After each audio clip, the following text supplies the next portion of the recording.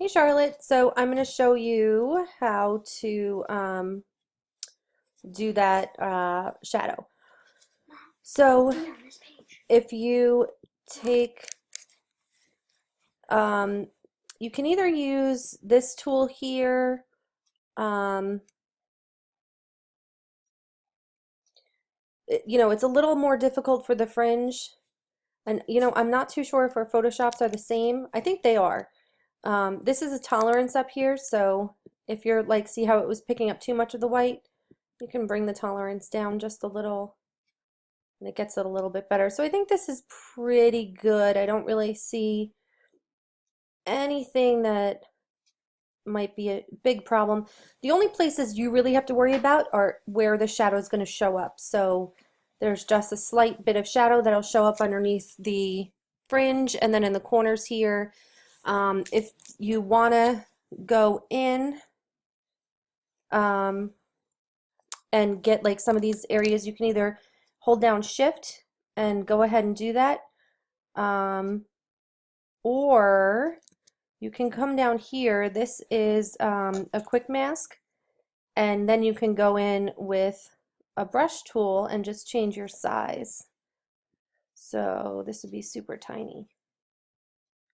Now I always make sure the hardness is not so harsh. Even that's a little too small. Bet you like a 3 pixel would be pretty good. 2.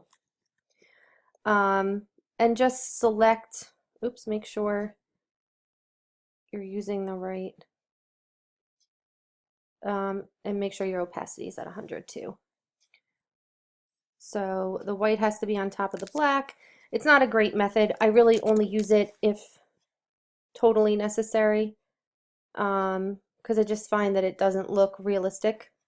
Like if it were up in one of these corners and I saw something like here, so I'll switch the black and white so I can get a smoother transition there, and maybe like right here. So by switching the background and foreground colors, you're choosing whether or not you want to add to your selection or delete from your selection. And you might want to just soften up a little bit so that it doesn't look harsh, because it's a little jagged. Another way to do this is to actually draw it with the pen tool. Draw your path. But nobody is going to be zooming in on these so much. So for time's sake, I would just go in and make sure there's nothing glaringly obvious. I think that all looks pretty good. Okay, so let's turn off the quick mask, and you can see their selection's a little smoother, not so jagged. I am just gonna fix right here.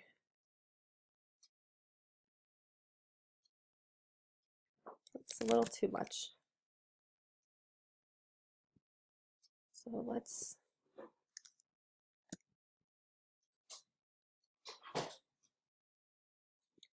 okay. So if you zoom out, we pretty much got all the spacing within the fringe. I think we're pretty good. So you're actually just gonna do select the inverse, which is select, modify, oh wait, no, what is it? Inverse, I'm sorry, select inverse, or you can use the key command like I just did. Okay, so you're going to copy, you're going to paste, and now if you move, you can see we have, let's see if I can make this screen any bigger. You can see we have 2 layers, and if you move that top layer,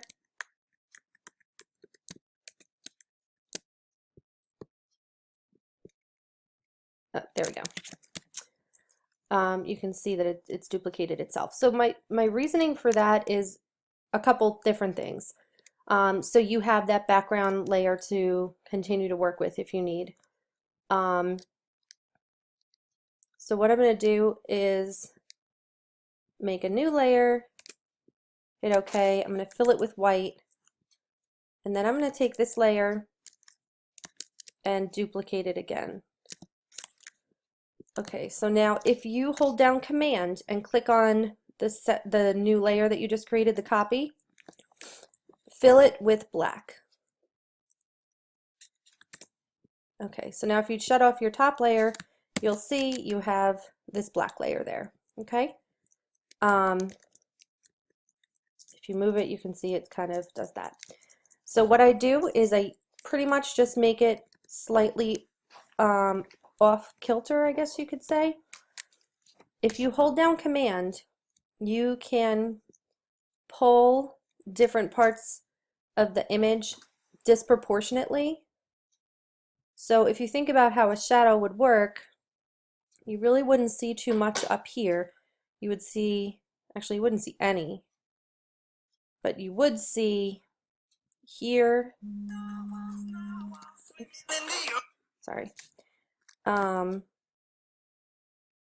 you have to think if the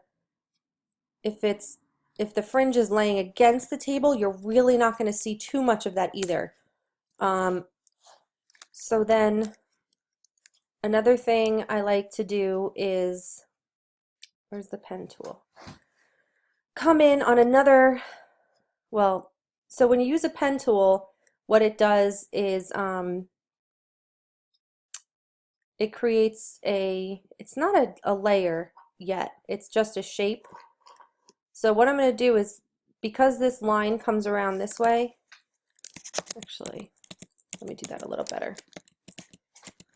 So I'm going to create a point. I'm going to try and mimic what the shadow would look like if the light were coming from above, which it kind of is. It's kind of coming from the top left and shining down. Okay, so I made a path. You go into your Paths tab. If you do the same thing, hold down Command, click on the work path, go back to your layers, and add a new layer.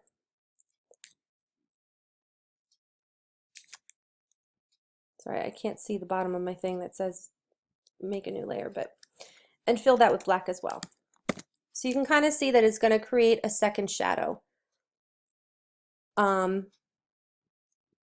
Okay, so now what I'll do is I'll go in and I'll reduce the opacity. I'm going to add, you have to do it separately. I'm going to add a, where is it?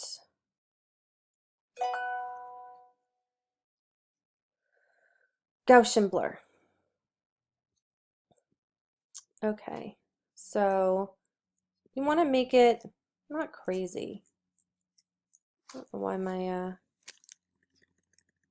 so not something so soft that it doesn't look real.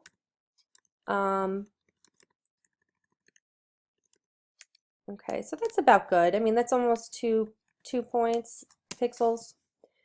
And then you're going to do the same thing with that other layer.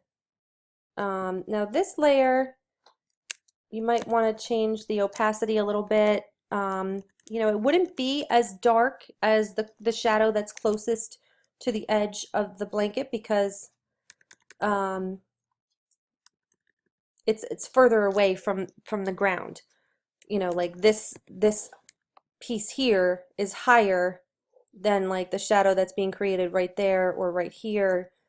So you can kind of play with that a little bit. And if you don't feel like it's matching quite yet, you can pull it around. I think that's pretty accurate. Trying to think what else. If there's anything that you feel like is too prominent, you know, you can choose the big shadow still and move it however you want. I don't like that, or you can go in and, just going to move this up a little. You can add a mask to the layer and then go in with your brush tool. Make sure it's nice and soft and big, and change your opacity to like, I don't know, 23%. Oops. And make sure your foreground and your background colors are the correct way, and you can lighten up the shadow that way. And if you hate it, you can just shut it off. So it's kind of a nifty tool, or you could just go in and take an eraser and delete. It doesn't really make too much of a difference, other than it's a little less permanent if you do it on the mask, because then you can kind of change it as you need. What else? So because this would probably be the darkest shadow, what I'm going to do is go back in. So now I have this layer selected, and I'm just choosing this bit here, and I'm going to make another layer. Oops, sorry. I'm going to copy and paste. In pasting, you make a new layer. I'm going to move it a little, change the opacity a little. I'm going to put another blur on it so it gets a little bit bigger.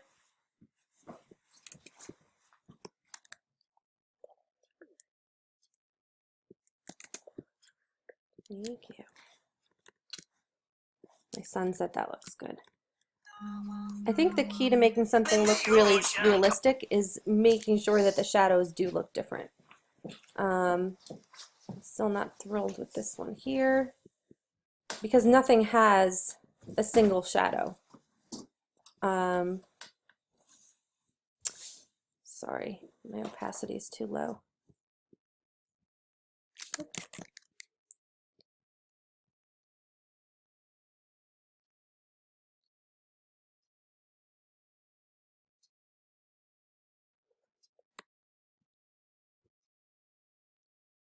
So, I mean, you know, definitely make sure that Anita, and she likes the shadow technique. I'm still not thrilled with this, but you can mess with that. You know, maybe it doesn't get any shadow, or maybe it just gets closer. What you could do is just select the shadow that's here out of this layer and cut it and paste it and put it back.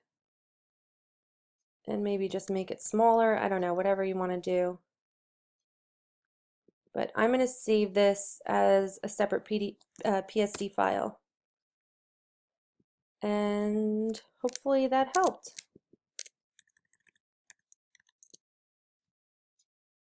Yeah, I don't know. I could play with these things all day.